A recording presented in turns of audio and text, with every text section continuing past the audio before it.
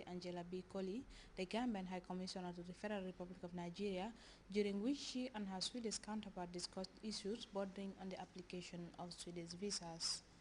Opponents of the Mauritanian leader, who is in France for treatment, say their president, Mohamed Ould Abdel Aziz, is not fit to rule the country, and hundreds of people took to the streets of Gaza to celebrate the truce with Israel, but the Prime Minister of the Jewish state has warned of tougher actions should Hamas fail to honor the accord.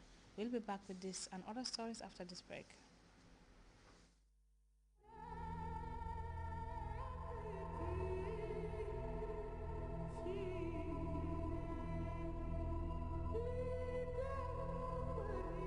It is a story of a land, of a people, where communication has been our song, our drumbeat.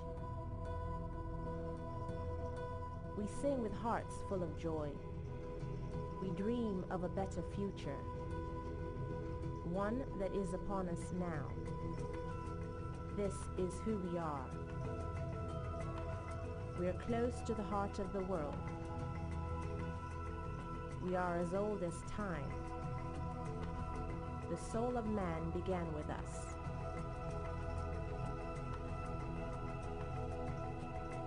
We are Africa.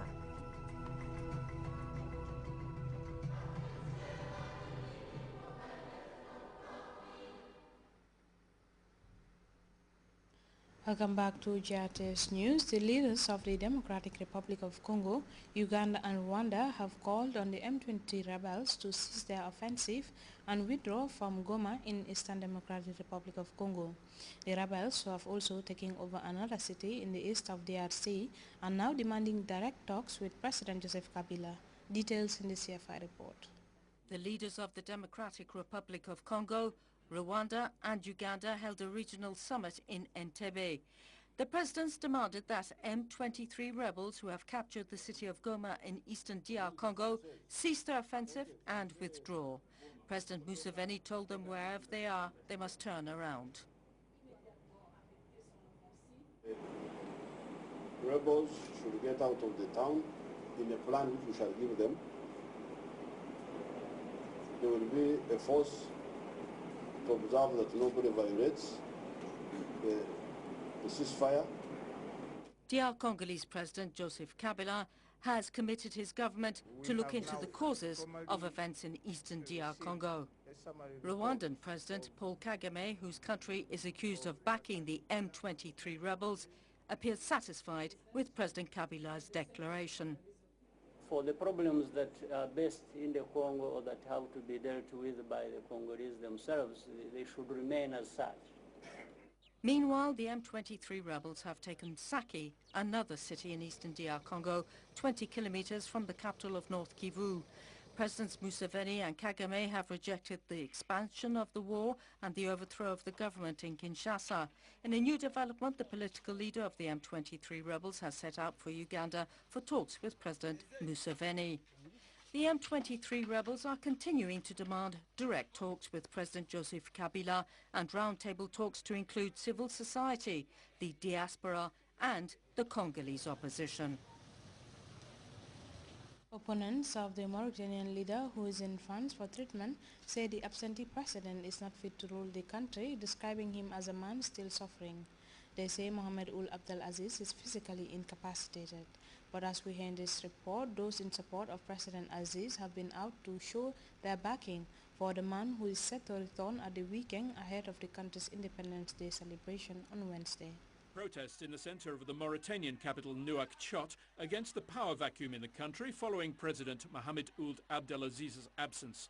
The head of state has been in hospital in Paris since October after receiving a gunshot wound.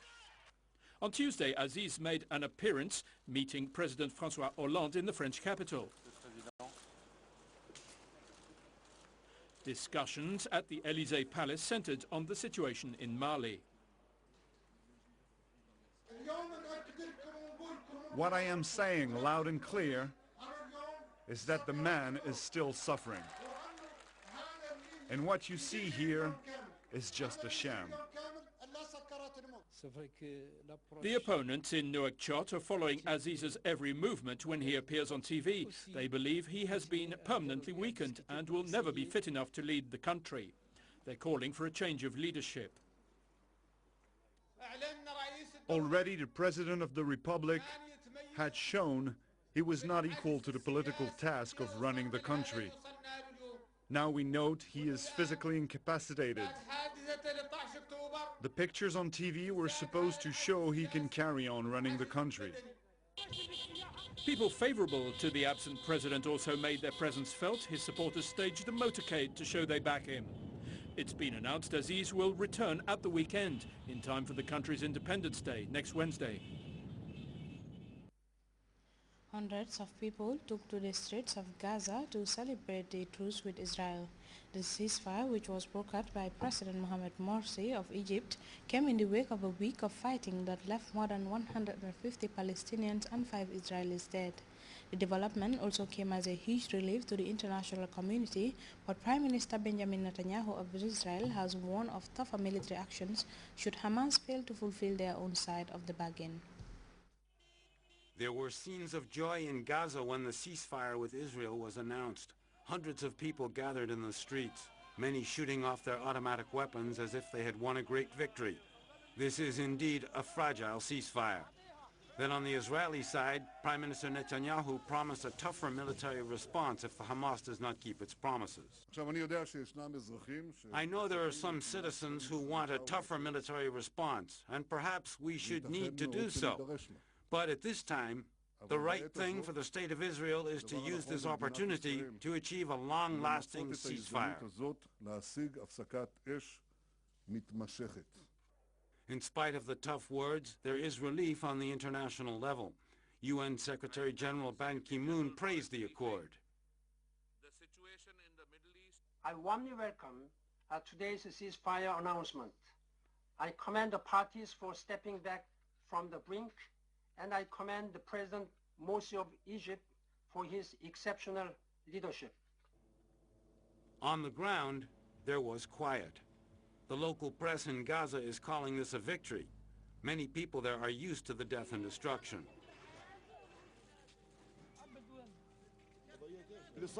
What happened was metal and fire on the heads of Netanyahu, Barak, and Lieberman, a lesson that will never be forgotten by the unfair Israeli occupation.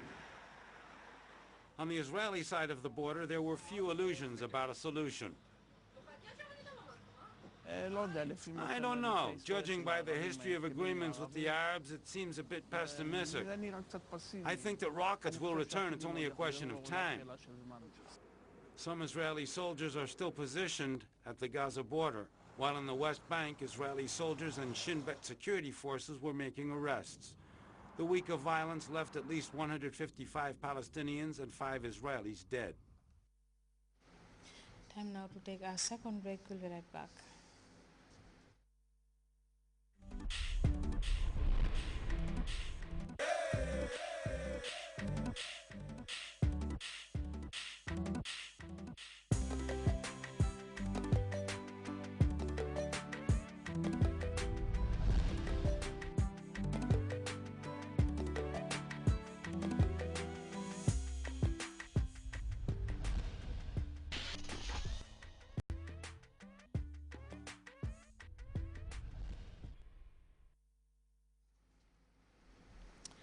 Welcome back. In our sports news, Manchester City once again failed to live up to expectations in the Champions League by not winning a single match in this year's group stage.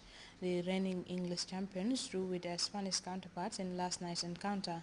CNN's Pedro Pinto has more on that and other stories in the world of sports in this report. Money can't buy you love, and guess what? It can't buy you European glory either. Manchester City may have the most expensively assembled team on the planet, but they were knocked out of the Champions League for a second successive season at the group stage after failing to win any of their games in the opening stage so far. City needed to beat Real Madrid at the Etihad Stadium on Wednesday night to keep their slim hopes of qualifying for the next phase alive, but they couldn't do it. 1-1 was the score. Karim Benzema put Real Madrid ahead before Sergio Aguero equalized from the penalty spot for the home side. The result guaranteed Real a place in the next round, and Jose Mourinho was happy he was not walking in Roberto Mancini's shoes last night. Till the last day, I admire the fact that